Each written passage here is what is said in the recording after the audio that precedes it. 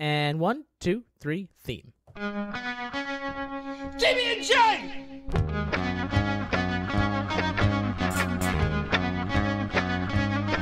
TB&J!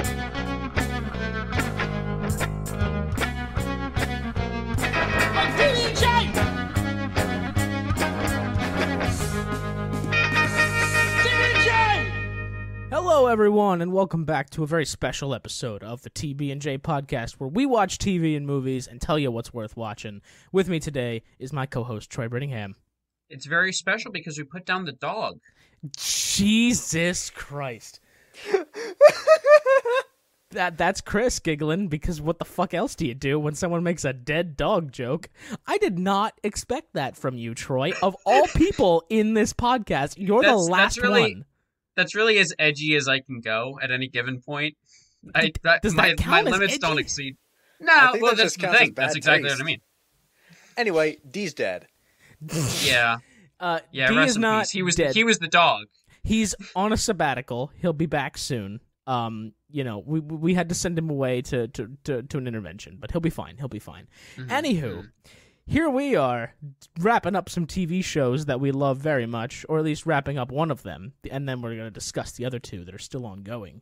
The first show we will be discussing today, we will be wrapping up Marvel's What If, and then we will dive into the latest episodes of Why the Last Man, and then we are going to talk about the new show, Star Wars Visions. Da-da-da-da. Which, for the record, Jeff, is wrapped up because they just dumped all 9 episodes in one time. Okay, I guess we'll talk about all of Star Wars. It's an anthology series. Yes, it is an anthology series, but we'll get to that in part 3 of this podcast, which is going to fly by. You're not even going to know you listened to it. You're going to be like, wow, that was a show? Fantastic. 10 stars. All right, hit that outro. All right, here we go. No. Okay, first off is the What If series on Disney Plus about Marvel stuff. And the last 2 episodes, 8 and 9, are called What If Ultron Won and What If the Watcher Broke His Oath, which I'm going to stop right there. What if the Watcher broke his oath? Did anyone else, see this coming? They keep highlighting every episode. Well, the Watcher doesn't get involved. He doesn't get involved. And then season finale, guess who gets involved? It's like fucking Chekhov's gun. Let's really call it as it is. He exists in the the only time he ever shows up in comic books or anything really is he shows up and then has a dilemma about getting involved and then does. That's the only purpose of the Watcher. So you're saying comic book fans absolutely saw this coming? Yeah, that was my. To be fair, in this he's kind of forced to because Ultron just shows up and starts fighting him. Ultron shows up and just starts fighting the Watcher?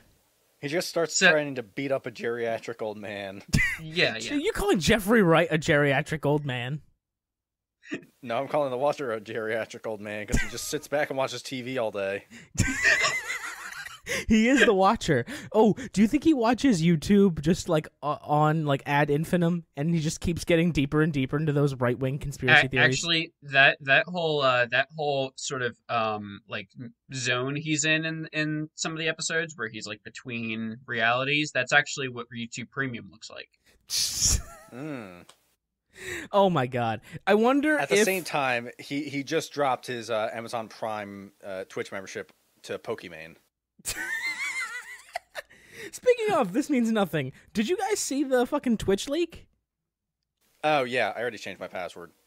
No, but apparently the top 100 streamers had their income for the last 2 years just there in a Critical spreadsheet. Role, up at the top. Yeah, Critical Role Really? making that fucking bank, yo. And you know what? They deserve it. Isn't there 9 of them too? It's Matt Mercer, Laura Bailey, and the others that no one can remember the names of. The main cast is typically 8, and they'll usually have a guest star. Yeah. And then fucking Ray Narvaez was in there, and he tweeted out, "Not bad for a washed-up Minecraft player." And I was like, "Hey, I get that joke." That's nice. That is nice. But this isn't about Twitch or Ray or any of those motherfuckers. In fact, you could argue we don't have time for this. Yeah. One might say we don't have time for this because we don't. So, What If is now over. What did you guys think of this little, I don't want to say project of Disney Plus's, but kind of this weird mirror universe thing that we got a glimpse at. What did you guys think of this whole thing, this whole idea? Well, we'll start with you, Troy, since you seem to enjoy this more. I personally liked it the most. I think. Well, I think probably D liked it more than I did even. But I think I like Loki more, and then I think I like it more than Wanda and Falcon Winter Soldier. I definitely think it's above Falcon for sure. So let's get one thing out of the way. The last 2 episodes are kind of a 2-parter episode. Mm-hmm. The first one is basically if in Age of Ultron, Ultron ended up uploading into the new Vision body. He ends up beating the Avengers that way. Is that not what happened in Age of Ultron? You know what? No, he's gonna upload into Vision, and then they steal Vision's body, and then with the stone, he turns into Vision. Right. Okay, I was misremembering the movie. It's not your fault. It's mine for being stupid. Continue, buddy. I'm sorry. Yeah, but basically they're like, if he has Vision's body, he would have beaten them all.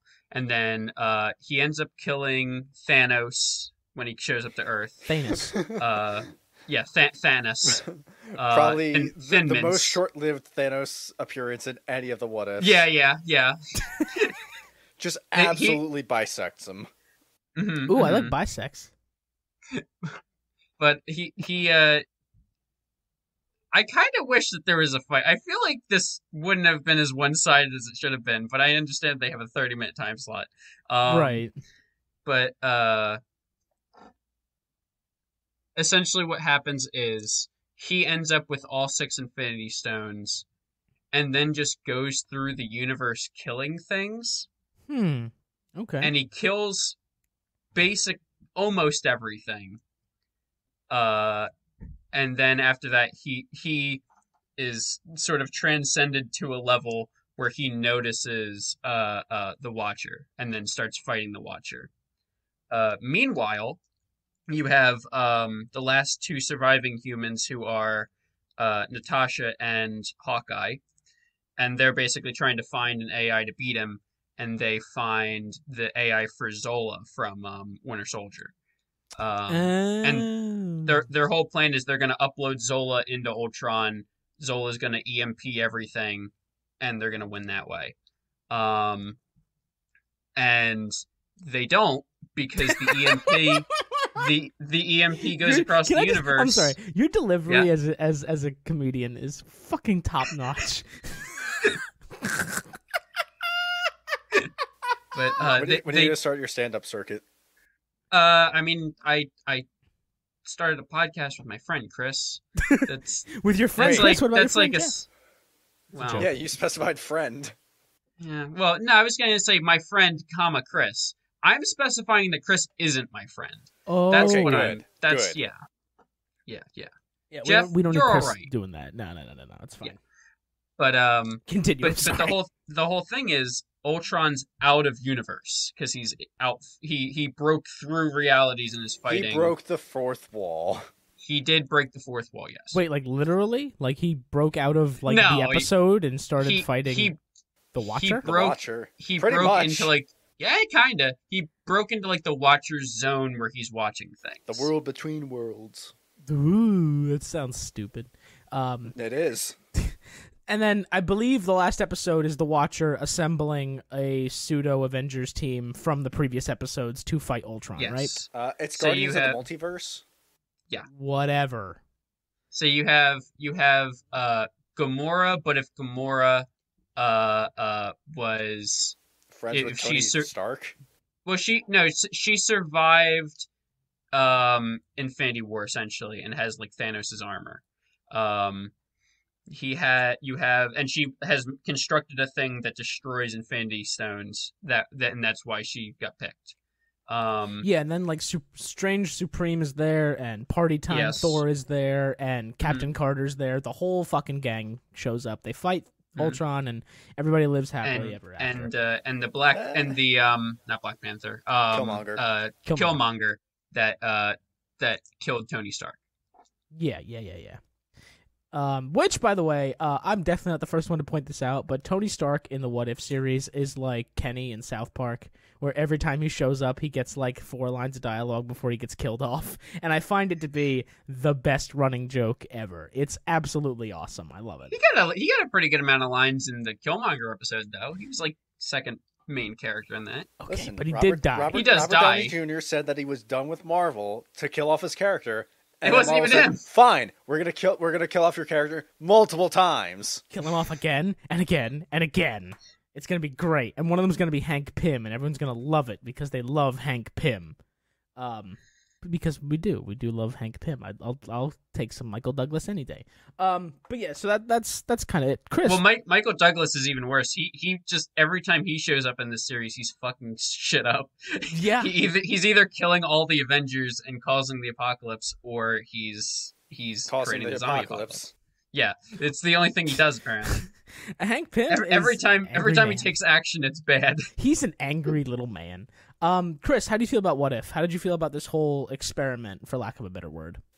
I really enjoyed it. I think it's getting people very prepared for the next phase of Marvel, which is probably going to deal very heavily in the multiverse, which we already see with the new Spider-Man coming out, with Multiverse of Madness.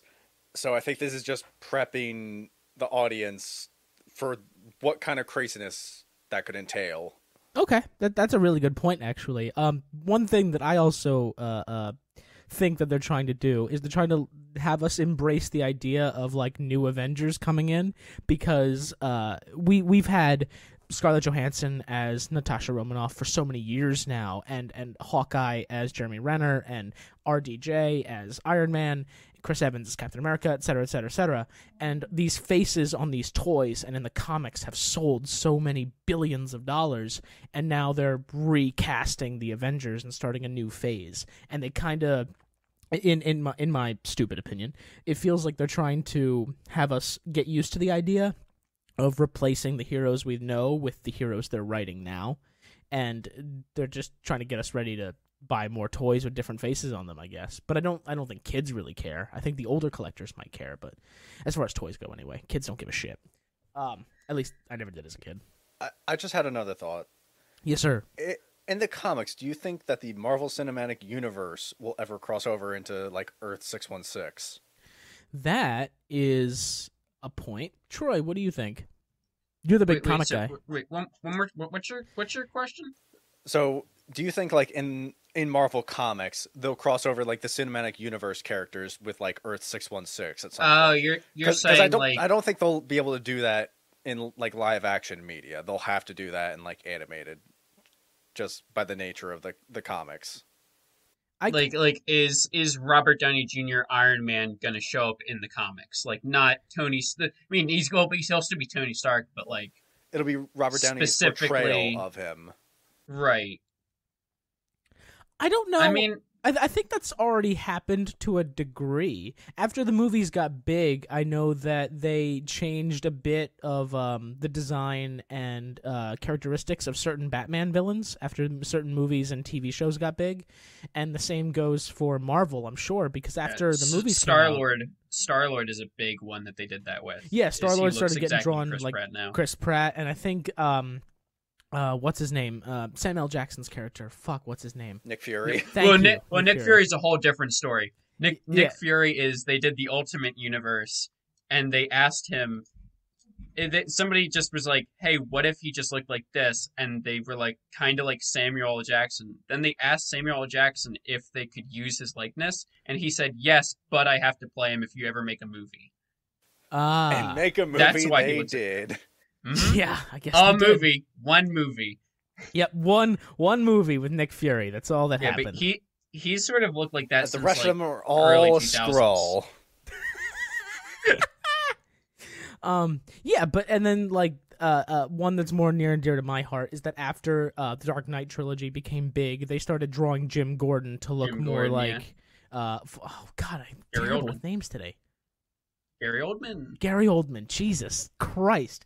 I am just awful with everything today. But yeah, I agree. So I don't know if what Chris is suggesting would happen, at least not in universe. They might do like a one-off or a spin-off where it's Robert Downey Jr. doesn't ends up follow in the like the universe. tradition. the MCU doesn't follow like all the storylines of the Earth 616 comics. Right. They kind of pick and choose the good ones from decades of comic history behind us, and they turn those into movies. And sometimes they pick really obscure ones, like the Guardians of the fucking Galaxy. Or Moon Knight. Or Moon Knight, yeah. Which I'm actually... How dare you? Moon Knight's mainstream. The more I learn about Moon Knight, the more I'm actually kind of hype for that show. Because Moon Knight sounds like Marvel's answer to Batman, which I'd always thought was Iron Man. 100% is. I'd always thought Iron Man was their answer to that, in a snarky sort of way, but it's not. It's Moon Knight. And goddamn, the more I'm reading about the creation of Moon Knight and how Moon Knight is as a person, I just really want to watch that show now. So we will definitely put that on the list when that comes up. But what if? Did it suck? Troy, did it suck? I liked it a lot. I have maybe one episode that I wasn't super crazy about, and even then I still liked it. Chris, what if? Did it suck? It was a great time. No, it did not suck. Jeff, what if? Did it suck? It did not suck. What if it sucked should be the next episode of the show, and they can do a behind the scenes of all the bad ideas that got scrapped. No, but what if? What they should do is they should redo every episode, but make the writing just a little worse. Yeah, there were certain episodes where I thought it was just laziness and pandering, where they did fucking like zombies, for instance, or just like, oh, what if Hank Pym kills all the Avengers? Like that just felt like a really lazy fan fiction writing, in my opinion, of course. And my opinion means diddly squat to these billionaires at Disney. To be fair, though, the What If comics are kind of the same thing. Yeah, comics aren't exactly much better. You're right. But I know that I checked out, and it's no secret to listeners of this podcast, I kind of checked out on What If, but I might actually go back and finish it. It does seem like it's just a stupid fun time. It does culminate together a little bit more at the end against Coleman Ultron. 8? Agent Coleman? Yeah. Coulson 8, that's what I was going for. I was going for a different joke. I'm going to cut this out so I sound funnier. You. Continue, I hate Troy. you. I'll cut this out. It's fine. But yeah, it does kind of come together all against Ultron in the end, and sort of becomes something that has like a little bit more of like a structure to it. Like it has all the characters from all the previous thing. But like it even ends with Agent Carter when she's being put back into her universe. Did it Carterate into this moment? It cauterizes the wound. But she ends up finding the but she ends up finding the Hydra Stomper, and it's hinted at that she is still alive and inside. And fuck them, that's why. But the living the living Natasha Romanoff, she basically everything in her world is killed off. Hawkeye dies in a big blaze of glory against fuck 1,000 Ultrons, and they basically she's like, I won't go back, and they end up putting her into the universe where Hank Pym kills the Avengers and Loki wins. So like every single one gets called back to at some point. Yeah. There's even a scene where when they're fighting Ultron, Doctor Strange opens up a portal and all the zombies from the zombie universe come out and hit him. Oh, that's interesting. Anyway, but yeah, so What If is absolutely worth a watch. Go watch it. Be the watcher. Be the watcher yourself. We're not your dad. No, but that's not your dad. That's this podcast. We tell people what's worth watching. Yeah, no, just watch this podcast. We'll tell you everything. Okay, cool. All right, moving on. Do I have a button for that? Insert transition here, Chris. Perfect. Love it. So, second show on the docket today is Why the Last Man on FX and Hulu. Chris, last time we talked about Why the Last Man, you were not a fan. He loved it. I listened to that episode. He was just raving about it. Jeff, why would you put words in my mouth? Why the Last Man is my favorite show. You can't even say it with a straight face, man. Don't try. Oh, it's so bad. So, in your opinion, sure. Troy, if I remember correctly, and I don't usually, but I think I do this time, you didn't give an opinion on Y the Last Man last time. Troy wasn't here. I was feeling like duty poo poo, so I did not show up for the episode. Overall, I think I'm more positive on it. I'm definitely more positive than on Chris. That's I don't not think hard he to can do. be more negative than Chris. I think I'm less positive than you guys. I like some stuff. I think it is a little dragged out and a little long, and there's a lot of space between certain things. I'm not crazy about Yorick himself. He's gotten better in the last 2 that I watched. I only watched up to 5. 6 is out. Yeah, 6 is out. I've seen 6, but we can we'll just focus on 5 for now. Okay. But 4 is probably my favorite one. 4. That is the episode that I stopped watching after episode 3. Yes. You stopped watching after 3, so you did not see 4. I will say this to Chris, it does pick up and there are more events happening in the other 2 episodes. It's sort of 3 is sort of where the plot picks up and 4 and 5 are in the plot. I didn't mention this like during the podcast. 3 was definitely better than the first 2 combined. Yeah. And had more things going on than the first 2 combined. 3 was a good episode, yeah. I wouldn't say it's a good episode. I know you wouldn't say it's a good episode. Don't upset him. Don't provoke him. Don't provoke him. We're on a short leash with him. So, I will say, Chris had one valid point that I do agree with. It is I had several valid points. Thank you very much. You had a lot of invalid points. Anyway, it is a very slow burn of a show. It builds up very, very slowly, and a lot of that. We discussed this in the previous episode we did with Y the Last Man, but the very first 2 episodes of the show focus mostly around the events leading up to the extinction of men in the world, and it's such a slow build where you're learning about these characters and their motivations and what drives them, and it does a lot to set up who these people are underneath. It does a better job than some other survival shows I've watched. Like, I keep comparing this show to The Walking Dead in my head, and that's not a fair comparison because The Walking Dead started out amazing and got terrible. This show is starting out very strong as well. But The Walking Dead did a thing where it would just introduce a character, his head. And you wouldn't know it. What's that? Silent. I said I was going to be quiet, but Chris is just shaking his head every time you give this show a compliment. We said it last time. This show is the bad parts of Walking Dead. This show is not the bad parts of Walking Dead. It just doesn't. This show is. Wait a minute. So Chris's opinion is the bad part of Walking Dead. Jeff thinks it's the good parts of Walking Dead. Do I just think it's The Walking Dead? So here's the thing, right? And here's why it's unfair to compare this show to The Walking Dead. Is that they're not the same. This show is very, very different in that the men died. They did not come back to life as zombies. There is no big, like, villainous force that's just exists in the world. It's also more kind of about, like, the political. That's exactly what I was going to say. Afterwards. A lot of the conflict in the show comes from the political divide between Jennifer Brown's character, who's currently president, and then you have the Madam Secretary character, whose name I can't remember, but the super right-wing lady who comes back. When she gets back to the White House, I was pretty much the Pentagon, board the White with House. The show. No, I was going to say same thing, but they're not. They're not. You're right. I'm right, actually. That was a point I made. So no, you can. No, I'm right. No. I'm right. I think we both agree. I'm right. You're right. Anyway, shut up.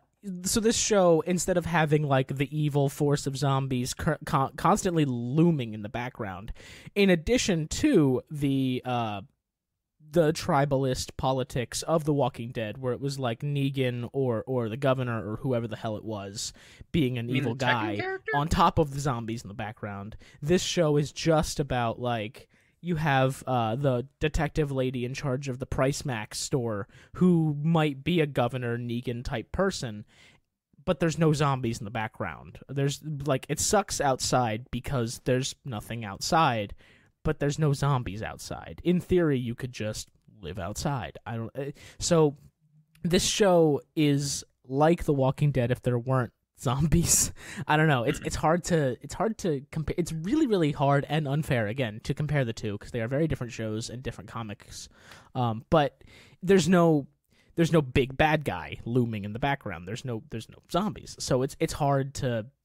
I think that's Chris's big thing. It's a lot of interpersonal conflict and political conflict. There's not a lot of yeah, I hate people. There's not a lot of like overt violence. There's not a lot of like looming danger around every corner because there's again, it's a survivalist show it's a survivalist show without zombies, and this is such a new take that I haven't seen before. Like usually whenever there's a survivalist show, there's always some sort of looming danger in the background, like the zombies, or if you're playing like post-nuclear apocalypse, you have like the raiders or the mutants or something. There's always something in the background that's a danger besides the other people. This show doesn't have that. It's just other people. So it's a very unique take on the survivalist genre, and I'm very interested to see where it goes. I'm all on board. It's weird. With the show. It's weird because it's like constant conflict, but it's never direct conflict. So it feels sometimes like you're trying to find it. Yeah, it's a little passive aggressive at times.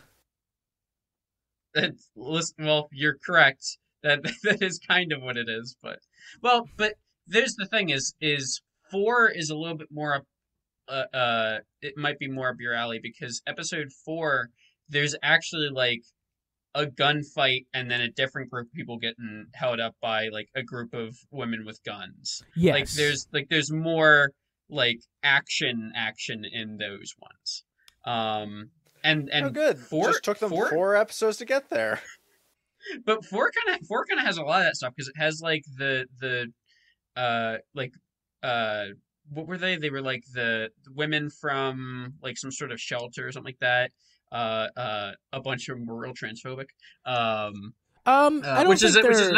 don't think the women from the shelter and the ones that live at the Price Max now, I don't know if they're transphobic so much as they just really, really, really hate men to the point where they don't care if you're naturally male or trans male. They don't give a shit. Like it's just you identify as male, we hate you. Period.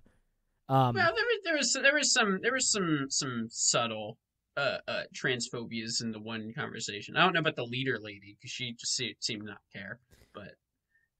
Maybe I must have missed that if that it happened. I completely didn't catch up on that at all, or pick up on that rather. But it does. This show does do a very interesting take where trans people are very, very much in the spotlight here because trans men are the only men left because they weren't born with two. Or they were born with 2 X chromosomes instead of an X and a Y. So it's very interesting. I also like that in episode 5 when they find the scientist lady, mm-hmm. they go into a whole thing that I was basically like I was gonna come in with it as a complaint, as like not a major complaint but like a mild complaint, like hey, technically this, right. But she starts talking about how. There are actually people, and I thought this was super interesting when I first learned it, so that's why I wanted it in the show. But there are people who are born with I don't want to say wrong chromosomes, but sort of like atypical kind of chromosomes for their outward appearance all the time. Mm-hmm. Like there are people who are women who just have XY chromosomes, and like that sort of thing happens all the time. And she was saying that like just a bunch of women who didn't know that they had those chromosomes just dropped dead like randomly that day. Do you think, and I might be speculating, I'm definitely speculating, but she says that the other scientist in San Francisco, it's clear that she had a relationship with that scientist. Mm-hmm. I'm pretty sure it's her girlfriend or something. And she keeps alluding to the fact that a lot of good people died that day that shouldn't have, etc. Do you think one of those people was her girlfriend that had a Y and didn't know it and she ended up dying? And now that's why she's like super upset about it. I think that's just. I mean, it could be. she's drinking a lot. She's well, not sure, but They super provided stable. the context clues that she's upset about something. Yes. Yeah, it's not a stretch. It's definitely probably in there somewhere. But it is interesting that they get to the doctor and now it's all of a sudden it's, oh, my lab is gone. Now we got to go to San Francisco, and now they got to go all the way to fucking San Francisco. And then 355 is like wanted for questioning now by the president because she's like, who the fuck did I just trust my son to? So now like they used to have complete federal clearance and now they all of a sudden don't, and now they got to hide from the people they were with. And it's I will say this will frustrate Chris. But Yurik really goes around and just sort of like, I know that they're trying to set up a thing of like he's a little bit more compassionate and 355 is a little bit more like he calls her like Rambo. 355 is a little more black and white with things, whereas very gun ho, gray areas. But sometimes he just kind of comes off as an idiot. Like every now and then I'm like, okay, they're trying to set up like who's right in this situation. Is it 355 or is it Yurik? And sometimes I'm like, no, clearly she's right here. Not all the time, but a lot of times sure. It's like, just don't go around telling people that you are the president's daughter. Stop running into people and without your mask. The president's son, sorry. Every other character's a woman and a daughter. So, but easy mistake. Yeah.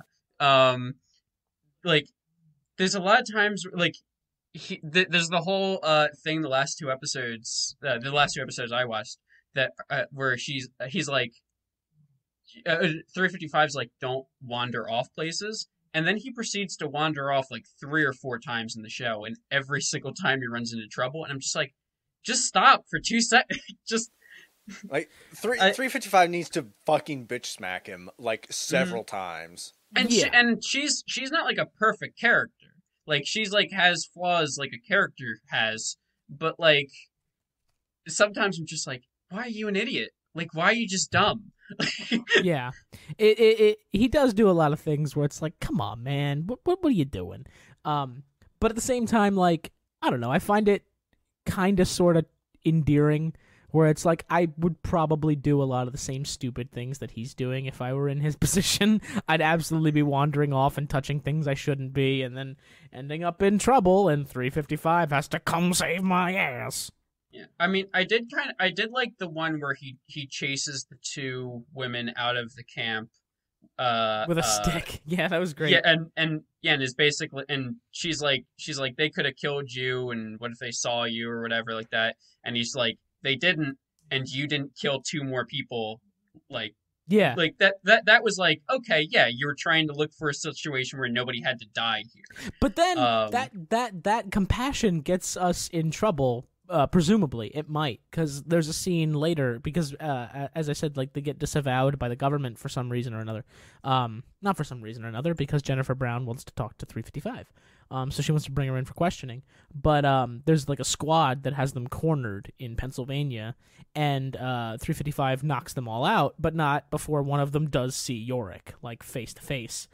Yeah. And she's like, did she see you? And Yurik says, no, excuse me, I just burped in the mic. She says, no, she didn't see me. And she's like, are you sure? And he's like, yeah, she didn't see me at all. But that's a lie. She absolutely did see him. So when she wakes back up, there's a good chance she could be telling the wrong people in the Pentagon that there is a man out there and what he looks like. And because people know him from being around the government body for so long, they'll probably put 2 and 2 together.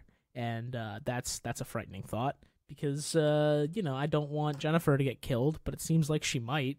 She's definitely getting set up to be like the Ned Stark of this show, where like she's trying to be so good and trying to be like this pillar of brightness in this bleak fucking gray world.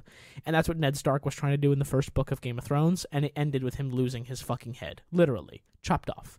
So I can't see this going super well for Jennifer. It seems like she's a doomed character no matter what she does, but that's just me speculating. And comparing it to another great work of fiction, Game of Thrones, which also has zombies. Doom when the show sucks. What's that? Every character's doomed when the show sucks. Yeah. So Chris is clearly in the camp of does it suck? Yes. Okay, cool. Troy. Yes. Troy, does it suck? Yes or no? I don't think it sucks. I think that it took a while to get my interest. That's all. Like I said in the beginning, and I said this in the last episode as well. It's a very slow burn to get going, but once it does get going, it's pretty darn interesting. I enjoy it. If you can sink 3 hours in before it gets good, by all means, go watch it. Listen.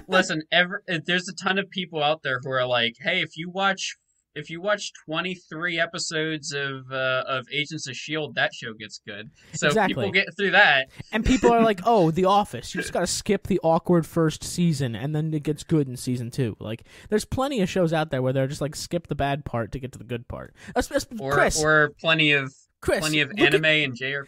You can't look at me, Chris, because I don't have a webcam on. But fucking Letterkenny, a show that's near and dear to both of our hearts. Their second episode was Fart Book, which is the worst episode ever.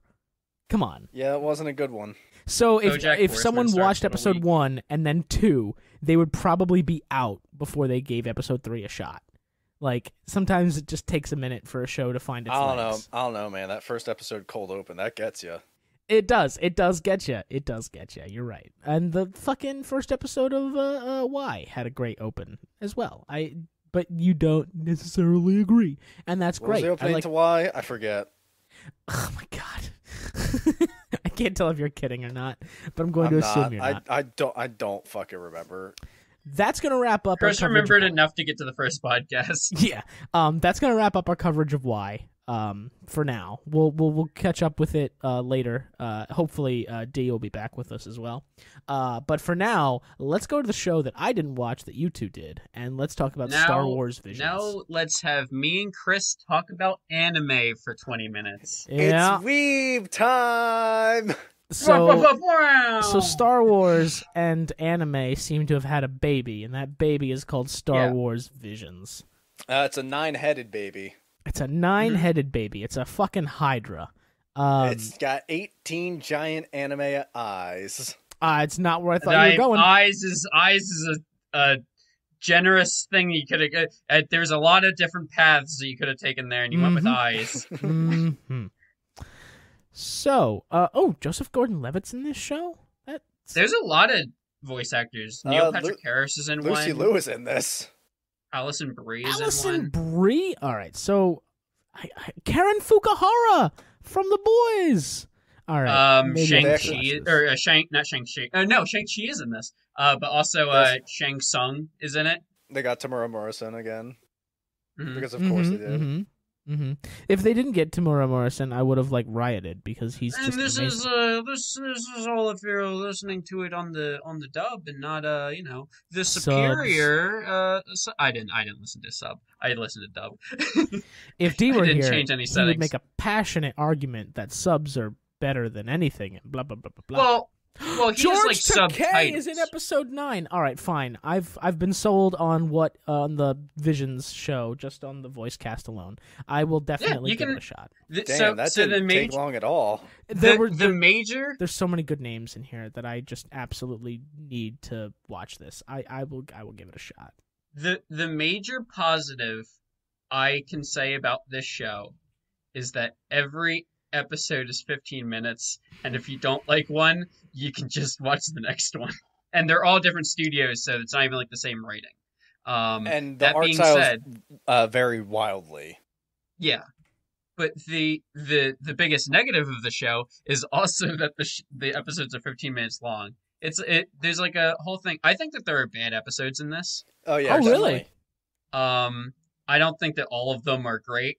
And I have this sort of tear back and forth where I'm like, the episodes that I think are good, I'm like, man, I wish that could, except for the first one. The first one I thought was like probably perfect at like 15 minutes. It was just a lightsaber fight and kind of that's it.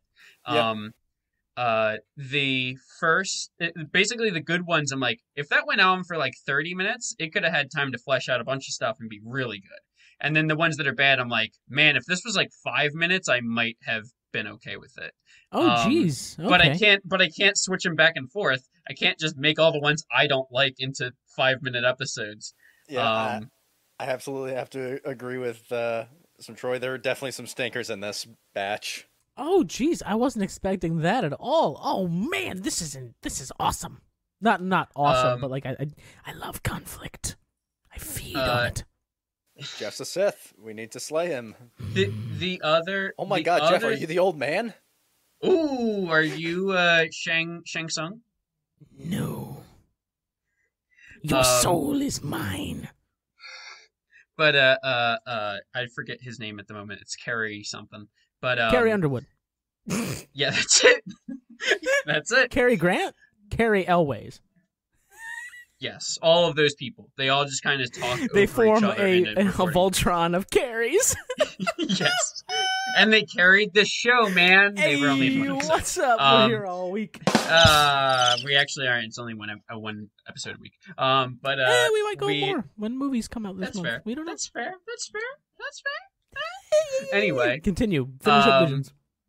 The other problem I have with it is I think all but one episode are basically lightsaber centric. There's 9 episodes, and I think 8 of them are lightsaber fight.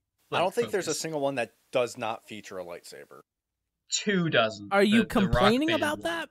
Yeah, 2 technically. I am. 2 has a lightsaber, but it's never. It doesn't have a lightsaber used. fight. Yeah. I feel like lightsaber fights are my favorite thing in Star Wars.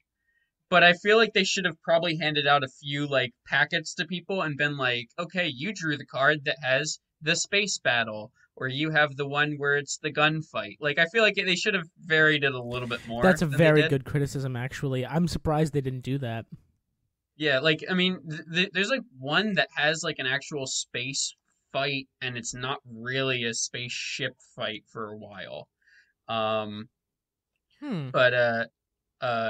Chris, do you have some favorite episodes and least favorite episodes? Favorite episodes has to be like number 5, which is the Ninth Jedi. 100% agree. I'm on the same boat. Number 7, The Elder. Like, they're both like pretty good stories, very good art styles. Okay. It's just very solid execution on a great idea. Yes. What about your least favorite? That would have to be number 2, Tatooine Rhapsody. Number I'm 2 sorry, is not with great. a name like Tatooine Rhapsody, you can't tell me that's a bad episode. And number 6, Not great. T Obi-Wan. Okay, that one I didn't mind. That one I'm okay with, of it being like the Astro Boy sort of. I did like that it was like an Astro Boy. Uh-huh. But at the same time, I'm not a fan of Astro Boy. That's fair. Yeah, that one I can see going either way. I can see somebody liking it or hating it. That one's basically like you're on a planet and there's a droid that wants to be a Jedi but can't because he's a droid, basically. But he's like a kid, essentially. It's kind of a Pinocchio thing. There's a professor. The professor may have been a Jedi before. It's like alluded to that he has like a secret. Also, one thing I forgot to add. Number 1, I really, really like that they did something wacky with the art style. Number 1, it's very line heavy, and there's no colors except for like the lightsabers and the crystals. Oh, it's like a very old style, like samurai movie. They tried to make it look grainy. Episode 1 is like is a great intro to it. There's not a ton of story. It's just Wanderer comes into a town and gets into a lightsaber fight against bandits, essentially. I mean, there's also like gunfights in that, so that's true. That one does have gunfights. And an asteroid kills a bunch of people, as is typical. Also, how do you feel about lightsaber umbrella? I feel like there's varying opinions on lightsaber umbrella. Back up. What? Yeah. Lightsaber umbrella. Bad guy in episode 1 has a lightsaber umbrella. So she spins it around and blocks fire a bunch. Yeah, it's basically like 8 or 10 lightsabers all positioned in a circular pattern at the end of a stick. Mm-hmm. Oh my god. It's very anime. It's very anime. Luckily, it doesn't stick around too long. Like, it's not her primary weapon through it. Thank God. This looks ridiculous. It's very ridiculous. I kind of dug the umbrella lightsaber. I kind of wish that she like at least used it for a little bit of the fight. I wanted to see how that did in like a lightsaber versus lightsaber thing, but No, that looks unwieldy as all hell. Are you kidding, absolutely. Troy? Listen, it's anime. A bunch of these are non-canon. All of them are technically non-canon unless they're leaving it open that they can take like one or two. Some of them legitimately like cannot fit into the canon. It will not work. Yeah, like the twins. The twins. So I'm glad you brought up the twins. The twins is my least favorite episode. That's fair. This just looks. It reminds me a lot of Tengen Toppa Gurren Lagann. That means nothing to me. I know, but but it might for some of our viewers. That's true. But like, so episode 3 felt like it was like alphabet soup of Star Wars, where they just kind of took whatever they had.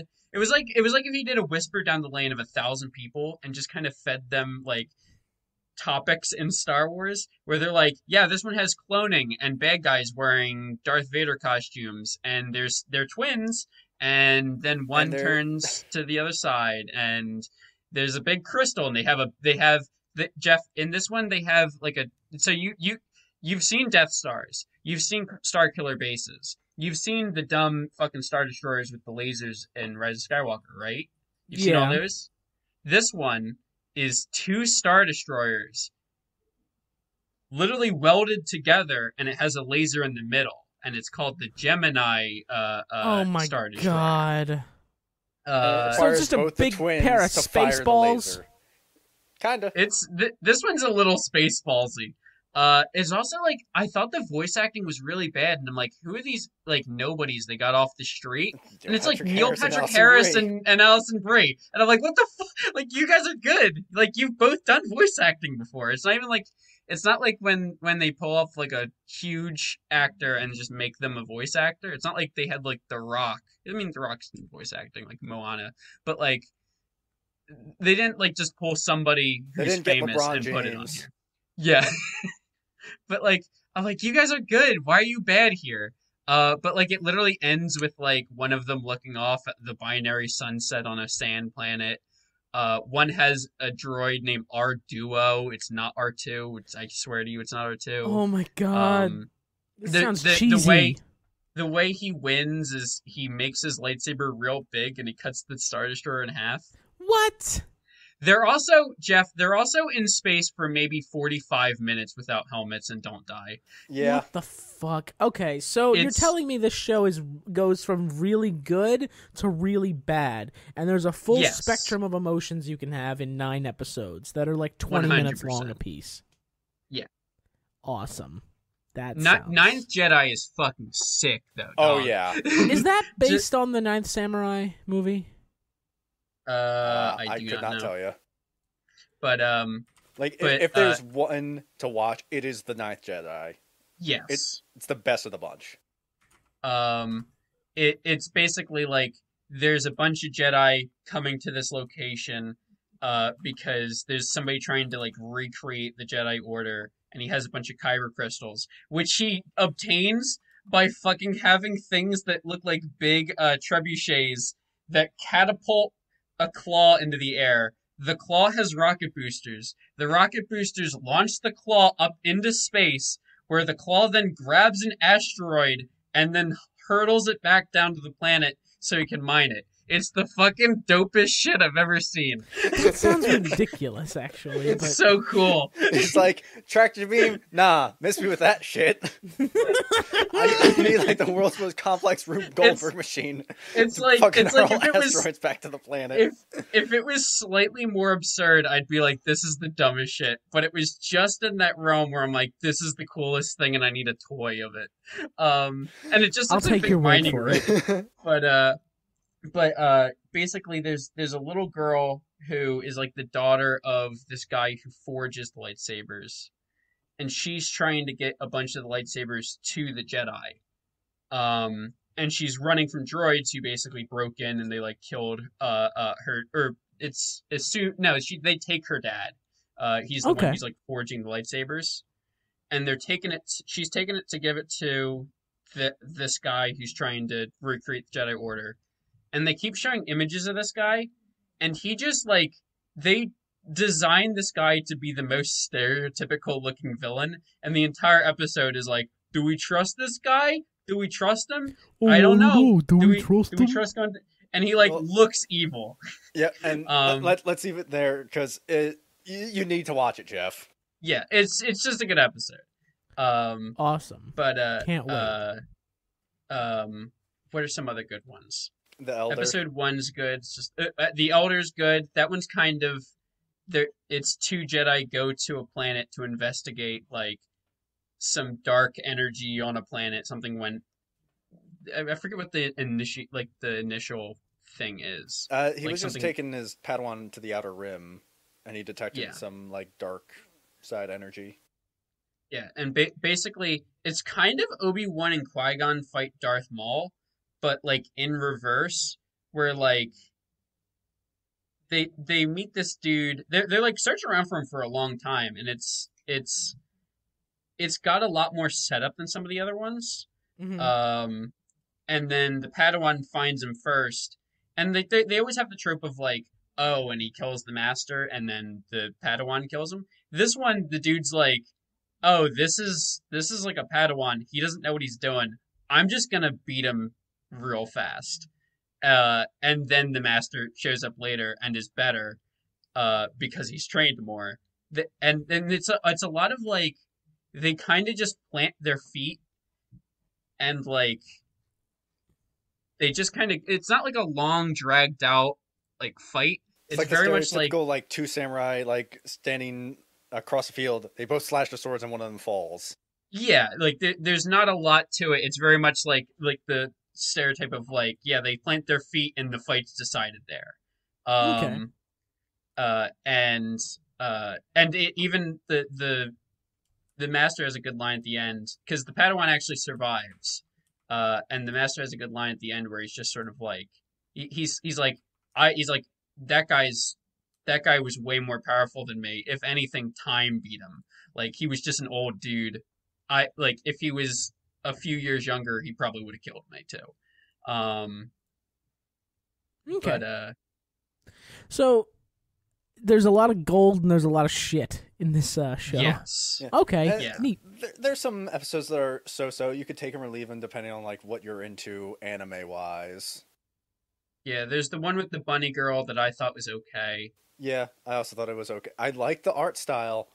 I do like the art style. Not too sure on like the actual story being told there. Okay. Yeah, that was the main one that I pointed to where I'm like, if this was a 30-minute long episode, I think it would have been better. All right. Well, it sounds like I've got some watching to do, especially if I like Star Wars and anime, which I like Star Wars. Well, anime's, here or there. But anyway, yeah, I'll definitely give that a watch. And now for the big question, Troy, did it suck? Man, that's a good question. I don't think it sucked. I think that I like the idea. Do you want your money and time back? No. First off, you can knock out this show in an hour 45. Meanwhile, I have to spend 3 hours just for Why the Last Man to get good. Yeah, it has a lot of leeway because you're like this episode sucks, and you're like, it'll be over in 10 more minutes. Like, it's this one I gave a lot of leeway to on the bad episodes. Okay. The only time I didn't like it is 2 and 3 back to back was rough, because I think they're the two worst episodes. Yeah, that's fair. Chris, did it suck? No, I enjoyed it. Okay. Well, I'll have to take your word for it because I didn't watch it, but I'm sure it'll be great. And my fiance loves anime, so I'm sure she's going to make me watch it now that she knows about it. All right, and that will wrap up our last show. That's it for today. We're ending it with Star Wars Visions. That's the last episode of the TB&J podcast. Thank you very much. Now go fuck yourselves. What a swan song to go out on. Any other things you guys wanted to add before we wrap up? Just basically, if you liked the format, email in, cowards. Why don't you email in? Why haven't you ever talked to me anymore? Because nobody likes you, Troy. It's all right. Okay. Troy, it's because I forgot your number. Hey, Troy. That's true. But thanks for being here. You're welcome. Thanks for being my co-host. Chris, thanks for being here. Thank you for thanking me. Now, Jeff, thanks some more people. Thanks for editing this podcast specifically, by the way. Yeah, you fucking champion. You're gonna have some work. That amateur audio engineering hobby of mine is fully underway. And thanks to the Ghost of D for overseeing us and sticking his pee-pee in my mouth, because I'm sure he did that a couple times. Yeah, but why did you say that? If you guys like what you heard in this little podcast, go ahead and leave us a nice review. Those mean a lot to us, and we would love for you to do it. And give us 5 stars out of 5, or 10 out of 10, or whatever the maximum is. Just do it. Just give us 5 stars, or 10. Just give us a 10. singular like on Spotify. Yeah, give like us us on 6. Spotify. Give us 6 out of 5. 6 out of 5. And break the you system. can subscribe to our Figure it YouTube out. channel. You can do it. Yeah, you can subscribe to our YouTube channel, where these podcasts will also be, for those of you who don't like podcast apps or whatever, because you dislike the idea of another app on your phone or you or just something. want all your shit in one place. That too, those people. You guys got the YouTubes, and we are on the YouTubes, and all that fun stuff. And if you'd like to email in, you can do that at tbandjpodcast@gmail.com. And you can follow us on Twitter at THETBJPOD, at the TBJ Pod. All right. Thank you all for listening so very, very much. And we will see you next time. Goodbye.